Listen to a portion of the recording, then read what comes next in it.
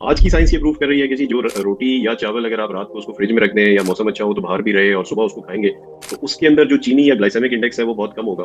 फिर ये नहीं आपने बताया कि जिस घर में गोश्त नहीं होगा वो गरीब होगा, बल्कि ये बताया कि जिस घर में सिरका नहीं होगा तो वो बहुत गरीब घर शुमार होगा। आज की साइंस जो है वो ये प्रूव कर रही है कि आप खाने से पहले और कुछ ना खाएं या खाने के साथ आप थोड़ा सा सिरका खा लें तो जितना इंसुलिन ने स्पाइक करना है आपकी और जितना शुगर ने बढ़ना है, जितना उस खुराक के अंदर जो नुकसानदेह अंसर है वो 50% तो इमीडिएटली वो रिड्यूस हो जाएगा। तो ये आपसे सिस्टम जो है वो 1400 साल पहले बता गए हैं ये चीज़ें। हमारी जो बॉडी है इसके मुकाबले में एक चीज़ जो अल्लाह ताला ने रखी है ना वो हमारा सोल है, हमारी रूह है।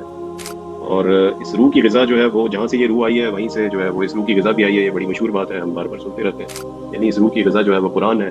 बार बार हम कुरान पढ़ रहे हैं पढ़ रहे हैं पढ़ रहे हैं, लेकिन मतलब ये है कि वो उस तरह से उसका असर हो नहीं रहा है। अच्छा, हमारा जो अपना ये वजूद है इसके ऊपर नहीं हो रहा उसका असर। तो जिस माशरे में 8 अरब इंसानों की दुनिया है, हम उसके अंदर एक रियल चेंज लाना चाहते हैं। हम ये चाहते हैं कि हकीकी तब्दीली आ जाए। वो तब्दीली कैसे आ रही है? इशू ये है कि हमारी इस रूह को पॉलिश होने में या इस रूह को असल ताकत मिलने में सबसे बड़ी रुकावट हमारा जिस्म है।